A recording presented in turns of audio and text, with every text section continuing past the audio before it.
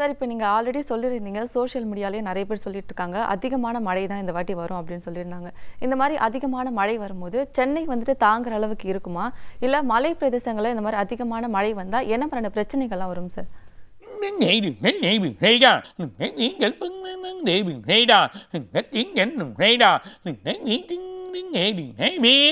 அதாவது பர்டிகுலராக உங்களுக்கு வந்து சென்னையில் மழை இருக்குது, நீங்கள் சொன்ன மாதிரியா எதிர்பாராத, அதாவது மலை பிரதேசங்கள் பார்த்தீங்கன்னா குன்னூர், வயநாடு, கோயம்புத்தூர் இந்த மாதிரி ஏரியாங்களில் மழை இருக்கக்கூடிய கோத்தகிரி இந்த மாதிரி ஏரியாலாம் மழை அதிகமான இடம், இந்த மழை அதிகமாக இருக்கக்கூடிய இடங்கள், இந்த இடத்துல போய் தங்காதீங்க.